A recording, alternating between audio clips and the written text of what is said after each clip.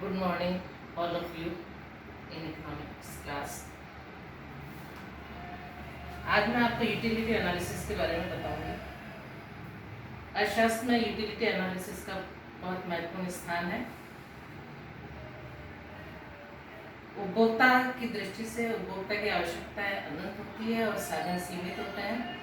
सीमित साधनों से अनंत आवश्यकता की पूर्ति के लिए पूर्ति करना उसका मुख्य उद्देश्य होता है ताकि उसको अधिकतम संतुष्टि मिल सके। इस दृष्टि से उपयोगिता विश्लेषण का महत्वपूर्ण स्थान हो जाता है। कल भी जैसा कि मैंने क्लास में आपको बताया था, उपयोगिता क्या है। किसी भी वस्तु के प्रयोग से मानवीय आवश्यकता की जो संतुष्टि होती है उसे उपयोगिता कहते हैं। और उपभोक्ता का उद्देश्य क्योंकि अधिकतम संतुष्टि प्राप्त करना होता है, इसलिए उपयोगिता विश्लेषण का महत्वपूर्ण स्थान हो जाता है। उपयोगिता का माप। उपयोगिता को किस तरह से मापा जाए, इस संदर्भ में दो महत्वपूर्ण विचारधाराएं हैं। पहली विचारधारा है गणनावाचक विश्लेषण और दूसरा क्रमवाचक विश्लेषण। गणनावाचक विश्लेषण मार्शल के द्वारा प्रतिपादित किया गया, जिसमें मार्शल ने ये बताया कि उपयोगिता को नापा जा सकता है। उसे हम संख्यात्मक रूप से माप सकते हैं, यानी किसी वस्तु से हमको कितनी उपयोगिता मिली। मान लीजिए हमने एक कॉपी का इस्तेमाल किया और उससे हमें 30 इकाई के बराबर उपयोगिता मिली, तो हम ये कहेंगे कि उपयोगिता को नापा जा सकता है। मार्शल की इस थ्योरी के अंतर्गत हम कुल उपयोगिता, सीमांत उपयोगिता, औसत उपयोगिता, सम सीमांत उपयोगिता नियम, मांग का नियम, उपभोक्ता की बचत, ये सारे सिद्धांत पढ़ेंगे। दूसरा विचारधारा है क्रमवाचक विश्लेषण, जिसका प्रतिपादन हिक्स ने किया। और हिक्स ये कहते हैं कि उपयोगिता को नापा नहीं जा सकता, उसे केवल क्रम दिया जा सकता है। क्रम का तात्पर्य यह है कि अगर उसको दो वस्तुओं की आवश्यकता है, तो किस वस्तु की उससे ज़्यादा आवश्यकता है उसको वो पहली वरीयता देगा, और जिसकी कम आवश्यकता है उसको वो दूसरी वरीयता देगा। तो इसमें उपयोगिता को नापना नहीं है, प्रेफरेंस देनी है। इन दोनों विचारधाराओं के आधार पर, हिक्स की विचारधारा के आधार पर हम इंडिफरेंस कर्व एनालिसिस पढ़ेंगे, और मार्शल की विचारधारा के आधार पर हम उपभोक्ता की बचत तक के सिद्धांतों को पढ़ेंगे। उपभोक्ता की बचत के संबंध में हिक्स ने भी अपने विचार प्रकट किए हैं इंडिफरेंस कर्व एनालिसिस के माध्यम से। विषय को आगे बढ़ाते हुए हम कुल उपयोगिता, सीमांत उपयोगिता और औसत उपयोगिता के विचार को स्पष्ट करेंगे। किसी भी वस्तु के प्रयोग से, वस्तु की विभिन्न इकाइयों के प्रयोग से उपभोक्ता को जो उपयोगिता मिलती है, उसको अगर हम जोड़ दें तो वो कुल उपयोगिता कहलाती है। औसत उपयोगिता, कुल उपयोगिता में वस्तु की इकाइयों का भाग देकर हम औसत उपयोगिता प्राप्त करते हैं। और सीमांत उपयोगिता एक अतिरिक्त इकाई के प्रयोग से कुल उपयोगिता में जो वृद्धि होती है वो सीमांत उपयोगिता कहलाती है।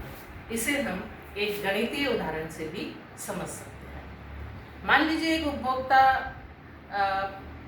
5 रोटी खाता है, यानी 5 रोटी खाने पर उसको पूर्ण संतुष्टि मिलती है। तो ऐसी स्थिति में वो पहली रोटी के बाद जब दूसरी रोटी खाएगा तो उसकी उपयोगिता बढ़ेगी, तीसरी में और बढ़ेगी, चौथी में तुलनात्मक रूप से कम बढ़ेगी लेकिन तुलनात्मक रूप से कम बढ़ेगी। 5वीं रोटी खाने पर उसका पेट पूरा भर जाएगा। इसका मतलब है कि 5वीं रोटी पर उसको जो कुल उपयोगिता मिल रही है वो अधिकतम है। उसके बाद भी अगर वो रोटी खाता है तो उसकी कुल उपयोगिता घट जाएगी। हम दूसरे शब्द में ये कह सकते हैं कि उसको वो रोटी निकल जाएगी। इसका मतलब ये है कि अधिकतम कुल उपयोगिता के बाद अगर वस्तु का प्रयोग करते हैं तो उपयोगिता घटती है।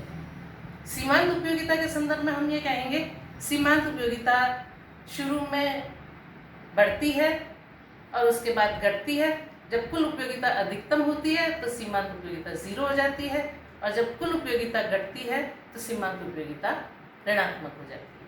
औसत उपयोगिता बढ़ने के बाद घटती है लेकिन कभी भी ऋणात्मक नहीं होती है।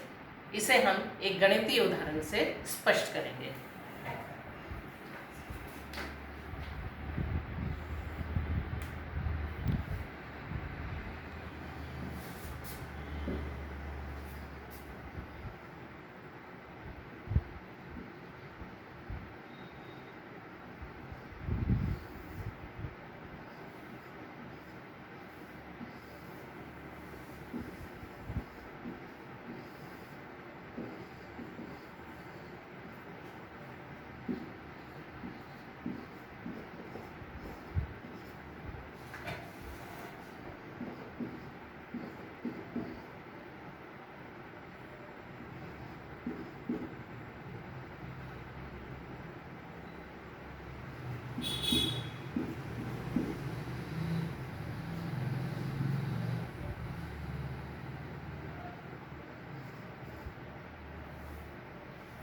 अब आप देखिए, जैसे जैसे उपभोक्ता वस्तु की पहली से दूसरी यूनिट पे आया, कुल उपयोगिता बढ़ी, तीसरी पे भी बढ़ी, चौथी पे बढ़ी।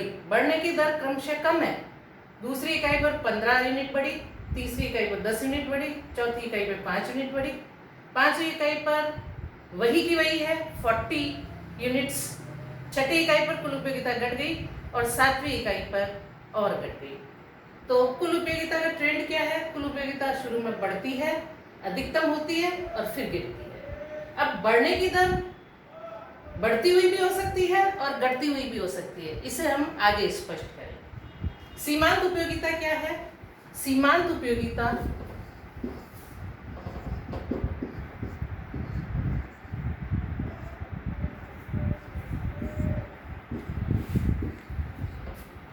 कुल उपयोगिता में परिवर्तन बटा यूनिट्स में परिवर्तन, यानी एक अतिरिक्त इकाई के प्रयोग से कुल उपयोगिता में जो वृद्धि हुई वो सीमांत उपयोगिता है।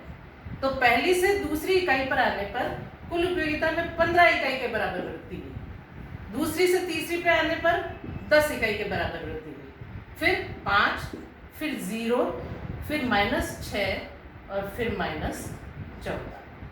इसे हम यहाँ देखें तो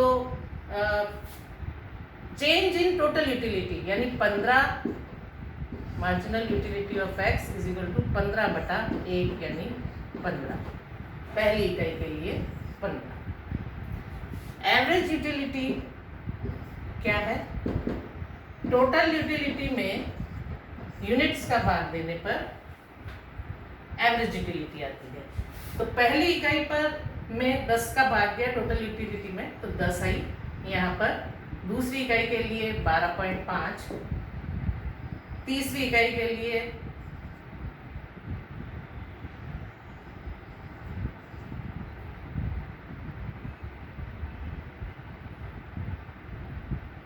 सॉरी 3 का हम 35 में भाग देंगे,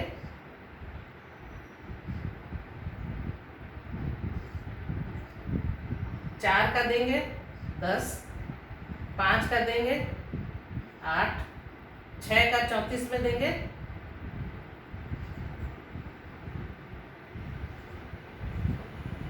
7 का देंगे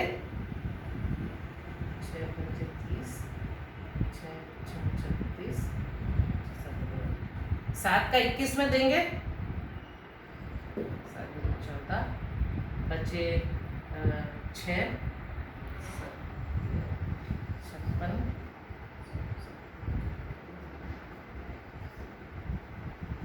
तो इस इंडेक्स से हमें ये पता चलता है। इस इंडेक्स से हम और क्लियर कर सकते हैं कि कुल उपयोगिता, सीमांत उपयोगिता, औसत उपयोगिता क्या है। कुल उपयोगिता x वस्तु की विभिन्न इकाइयों के प्रयोग से जो उपयोगिता मिलती है वो कुल उपयोगिता है। सीमांत उपयोगिता क्या है? एक अतिरिक्त इकाई के सेवन से कुल उपयोगिता में जो परिवर्तन होता है वो सीमांत उपयोगिता है। और औसत उपयोगिता क्या है? कुल उपयोगिता में इकाइयों का भाग देने पर जो प्राप्त होता है वो कुल उपयोगिता है। इसे हम डायग्राम के द्वारा भी स्पष्ट कर सकते हैं। डायग्राम्स,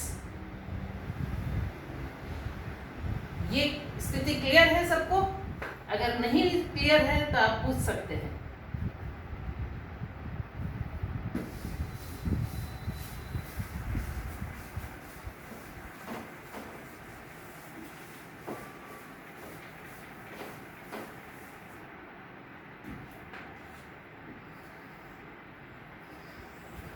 जैसा हमने मैथमेटिकल इलस्ट्रेशन लिया है उसी आधार पर हम डायग्राम ड्रॉ करेंगे।